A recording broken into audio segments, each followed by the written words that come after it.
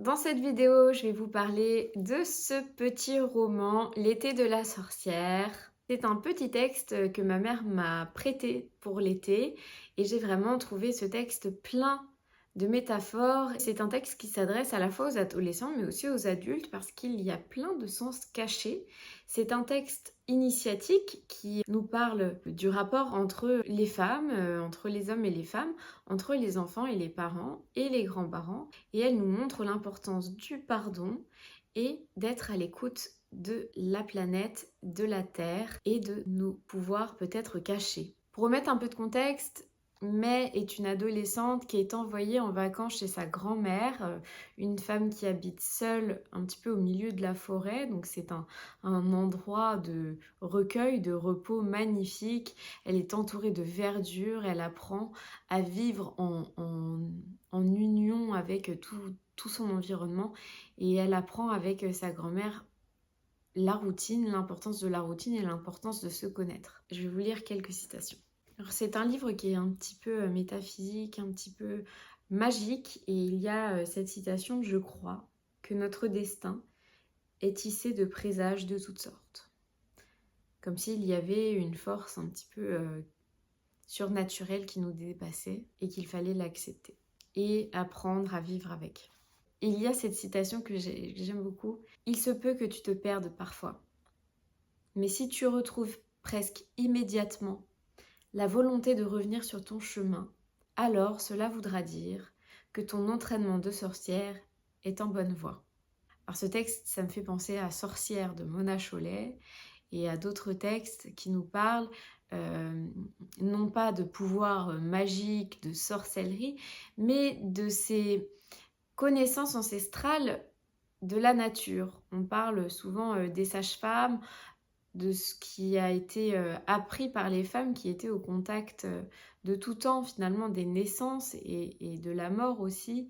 Et elles nous parlent de toutes ces plantes qu'elles connaissent. Et dans le texte de Mona Chollet ou encore dans le texte de Titiou Lecoq, Pourquoi l'histoire a-t-elle effacé les femmes, il y a aussi cette notion de domination patriarcale qui a fait qu'on a empêché ces femmes d'accéder au savoir et ont considéré comme hérésie ce qu'elles pratiquaient. Et pourtant, on revient à ça, on revient finalement à un meilleur rapport à notre environnement.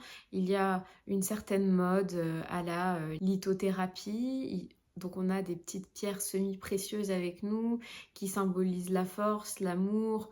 Il y a aussi des rituels, le fait de brûler de la sauge chez soi pour faire fuir les mauvais esprits. C'est quelque chose donc vers quoi on retourne. Alors on peut être sceptique, mais si ça peut apporter un petit peu de bien-être aux personnes qui le pratiquent, pourquoi pas. Mais ce que cette citation dit, c'est qu'on peut s'égarer de son chemin, mais qu'on peut toujours y revenir. Et finalement, ce n'est pas un échec, c'est un entraînement. Il faut savoir parfois faire un pas de côté pour pouvoir retrouver son chemin. Ensuite, il y a cette citation: une sorcière doit accorder de l'importance à son intuition. Cependant, elle ne doit en aucun cas lui laisser prendre le dessus. Sinon, celle-ci risque de devenir une illusion puissante, une chimère qui finira par prendre le contrôle et la dominer. Enferme cette intuition quelque part dans ton esprit. Viendra le moment où tu découvriras si cette intuition était vraie. Ce sera l'expérience qui t'apprendra à reconnaître si ce que tu ressens est une véritable intuition ou non. Ça, c'est très intéressant pour les personnes comme moi qui ont beaucoup d'imagination et qui observent beaucoup. Parfois, c'est vrai qu'on prend certains indicateurs pour des vérités. C'est ce que dit cette citation, c'est que c'est aussi par l'expérience et par le fait d'attendre, de ne pas se jeter dans toutes ces intuitions.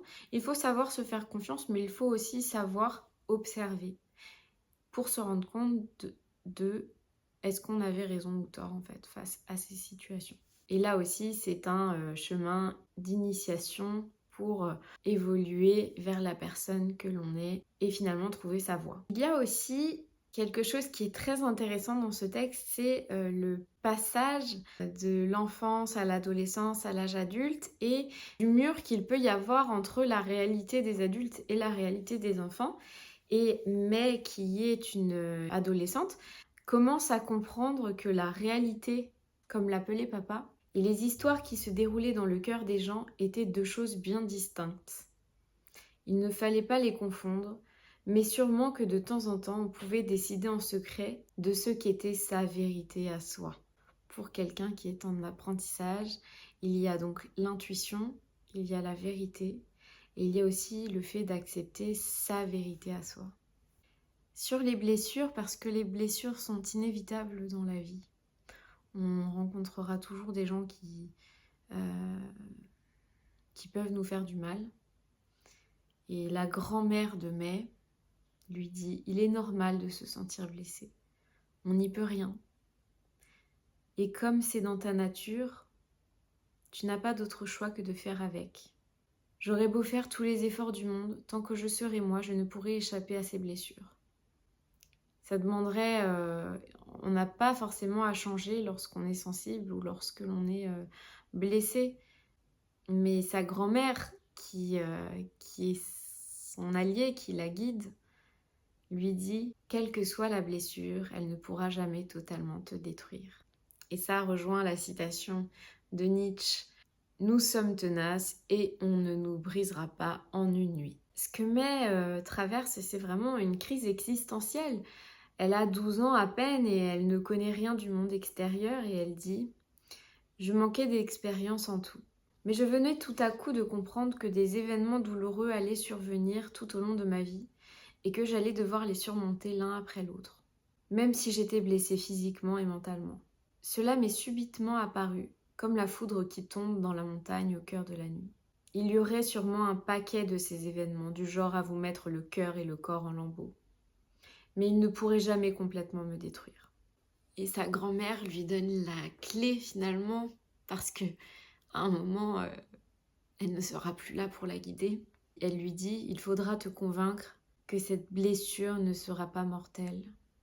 Même si sur le moment tu te crois incapable de la surmonter, cette blessure, quelque part dans ton corps et dans ton cœur germera une nouvelle force de vie. » Ce roman est un très beau cadeau, c'est très bien écrit, c'est facile à lire, c'est un texte qui fait environ 200 pages, qui se lit vite, surtout quand on a du temps l'été.